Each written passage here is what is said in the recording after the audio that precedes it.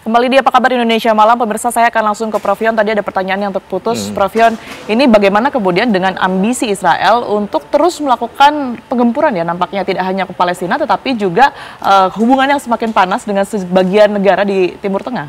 Ya, kalau kita lihat semangat Zionis ya, Yahudi Zionis Israel yang menginginkan the Greater Israel, yang wilayahnya itu kan tidak hanya wilayah Israel saat ini, tetapi kan membayangkan juga ya ekspansi ke Mesir, Lebanon, ya Jordan dan lain sebagainya. Nah, itu bisa terrealisasi dengan adanya ideologi perang gitu ya, karena perang itu menjadi salah satu urat nadinya untuk terus dijalankan.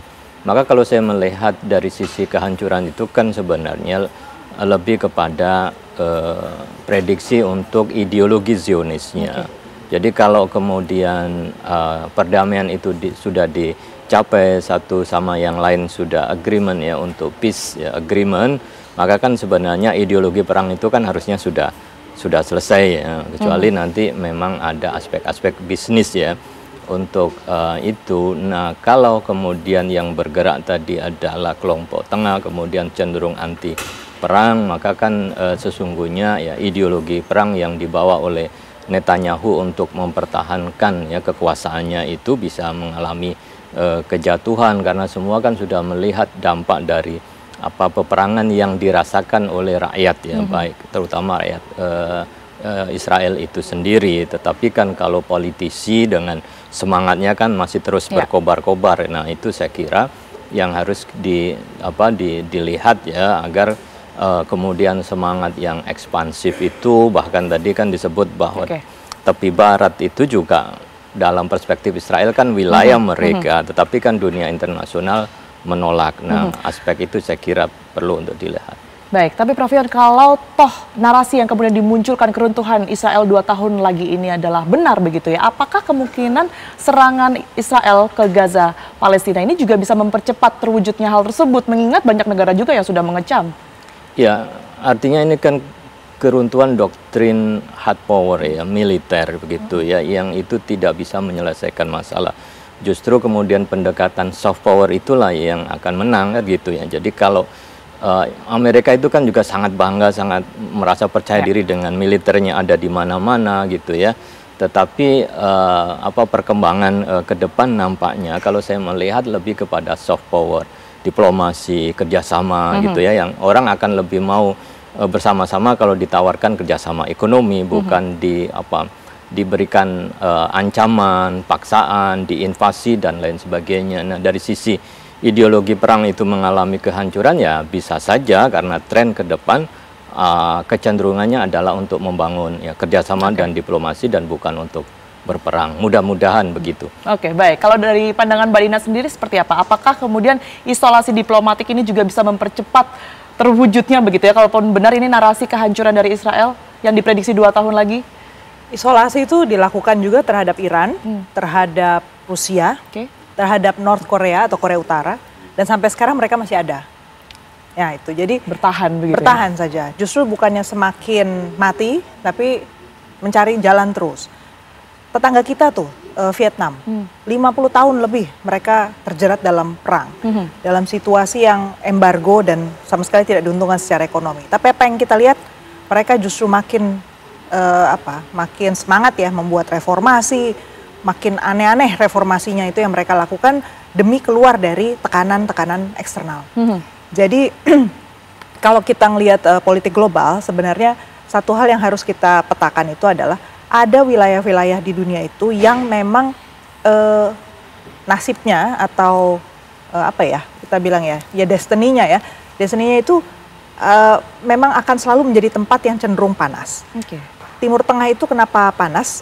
Saya kira selama paling nggak 10-20 tahun lagi ke depan juga masih akan cenderung panas, karena satu, resources mereka, sumber daya alam mereka itu dalam proses transisi ke energi terbarukan kan. Di tingkat global itu semua bergerak ke sana. Tapi mereka kan belum selesai nih diversifikasi ekonominya. Dan diversifikasi ekonominya ke arah mana gitu. Kalau mereka nggak lagi bergantung pada petrodolar mereka mau dipakai untuk apa? Terus mereka untuk energinya mau dari mana? nuklir, makanya bolak-balik karena mereka nggak punya resources yang lain. Maksudnya dia beli batu bara dari Indonesia atau dari mana, kan nggak mungkin. Atau dia mau pakai resources apa, angin atau apa, sepertinya nggak memungkinkan gitu di sana ya, atau panel surya gitu.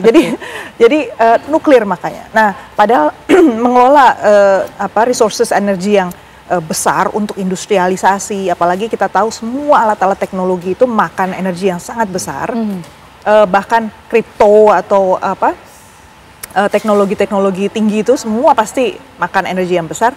Gimana caranya solusinya? Jadi sebenarnya ke depan itu harus dibayangkan ada negara-negara yang memang harus saling menggentarkan satu sama lain supaya mereka tidak adu, tapi mereka memang sulit untuk dianggap murni bisa bekerja sama secara ekonomi seperti kita di Asia misalnya.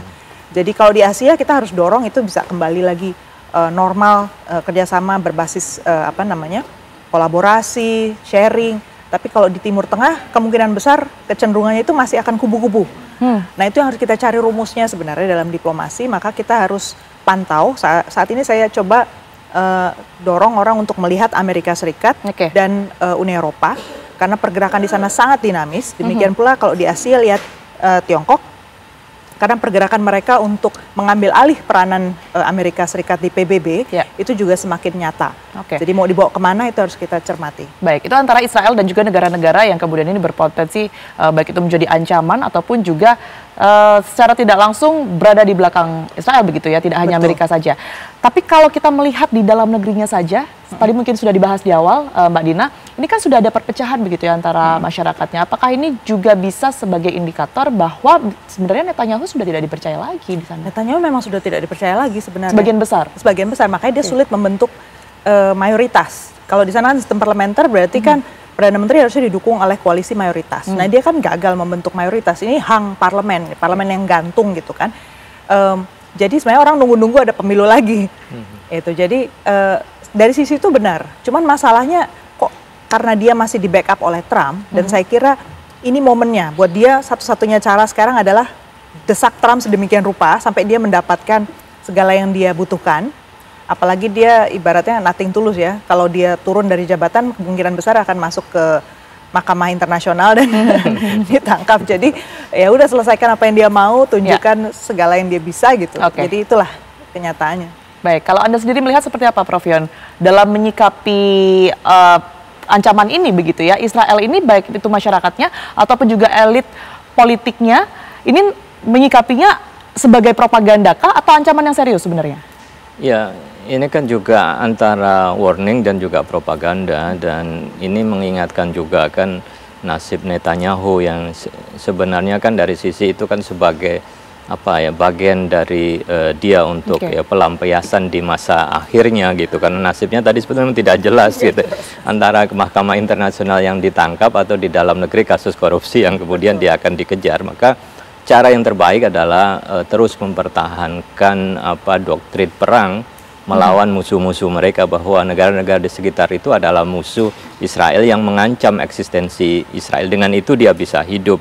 Tapi kalau itu sudah semakin tidak ya direspon oleh rakyat Israel ya, maka dia akan decline, dan tadi itu ideologinya akan mengalami kehancuran kalau kemudian rakyatnya sendiri tidak lagi respon dan menganggapnya itu ideologi penting yang harus diperjuangkan, dan memang itu yang perlu bagi rakyat Israel. Jadi ada jalan lain ya selain yang dilakukan dan dibayangkan oleh Netanyahu ya, seperti itu. Kalau dengan dunia Arab sendiri seperti apa Prof Yon merespons adanya Israel yang meretas keterpurukannya dia sendiri ya?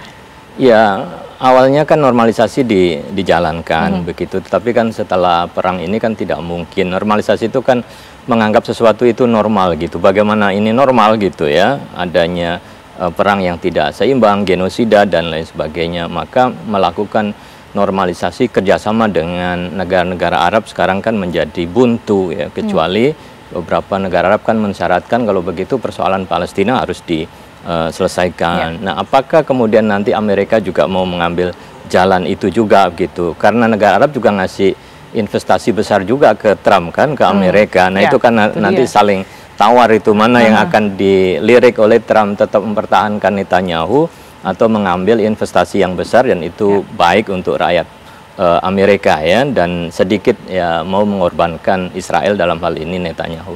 Oke, baik, kita akan lihat ke depannya ya, sekalipun saya yakin tidak hanya di Indonesia saja, tapi masyarakat dunia yang sudah benci, sudah lelah begitu ya, lihat kebiadaban dari Israel ini akan berharap hal serupa begitu ya. Prof Yon, terima kasih. Sama-sama. Kemudian juga Mbak Dina, terima kasih banyak atas perspektifnya yang sudah dibagikan di Apa Kabar Indonesia malam hari ini. Sehat selalu. Dan kami akan hadirkan Windy Wellington ya bersama kami saat ini. Windy. Ya, Tiara. Baik, kita akhiri ya Apa Kabar Indonesia malam hari ini, pemirsa. Sesaat lagi Anda akan menyaksikan kabar utama bersama dengan Laura Louis. Saya Tiara Harahap. Dan saya Windy Wellington, ya pamit undur diri. Terima kasih atas perhatian Anda. Selamat malam, sampai jumpa.